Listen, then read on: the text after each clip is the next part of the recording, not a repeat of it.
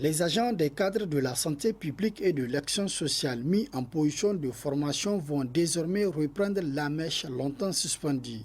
Ils bénéficieront ainsi des avantages et autres indemnités.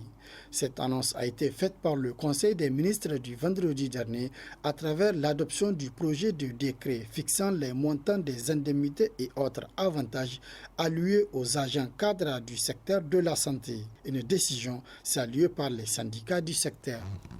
Le Conseil des ministres, comme vous le dites, le vendredi passé, a pu quand même prendre en compte ce décret-là pour que la situation soit vraiment, comme on dit, dans un cadre réglementaire et légal.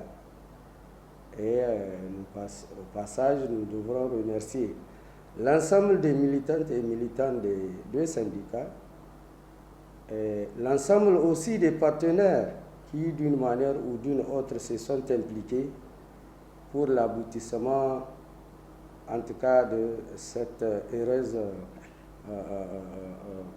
situation. C'est plutôt un sentiment de satisfaction qui nous anime, en tout cas par rapport à ce décret-là.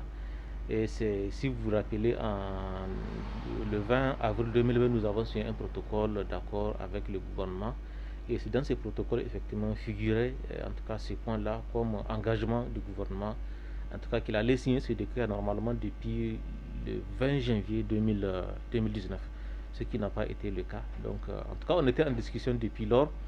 Donc, ce n'est qu'effectivement la semaine passée que ce décret est intervenu. On a l'habitude de dire mieux vaut tard que jamais. C'est plutôt une bonne chose. D'abord pour les agents de santé qui sont en formation, mais aussi pour nous en tant qu'acteurs, en tant que précurseurs, en tout cas ceux qui ont lutté pour qu'il y ait effectivement ce décret-là. Ces mesures d'accompagnement annoncées apportent un plus dans la vie des bénéficiaires selon les responsables syndicaux. Et je crois que ce décret-là, bien effectivement à point nommé, il va normalement prendre en compte justement tous ces arrêts-là et éponger. Et surtout, c'est dans ce sens-là que ça a été, parce que dans le protocole est effectivement dit, c'est pour prendre en compte l'année 2019 et 2020 qui n'étaient pas concernés par, à l'époque justement, les arriérés. Parce que les arrêts, on les avait depuis, c'était les arrêts jusqu'au 31 décembre 2018, même dans le protocole. Donc pour 2019, on a dit effectivement sur le décret, malheureusement qui n'a pas été signé en 2019, il a fallu 2020. Et nous avons espéré qu'effectivement ce décret prendra en compte justement ces indemnités de 2019. Ça permet non seulement d'amoindrir les préoccupations des camarades, mais aussi et surtout de faire en sorte que des spécialisations poussées puissent être données aux Nigériens pour prendre en charge la santé de toute la population et dans tout le domaine donné.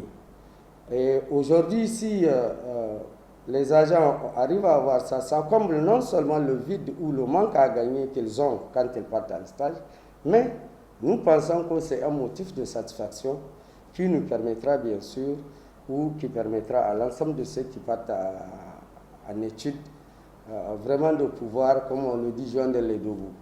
Les mesures d'accompagnement prévues par le présent décret sont énumérées ainsi qu'il suit: un pécule, une brousse d'équipement, des frais d'inscription, de transport et un appui à la formation continue.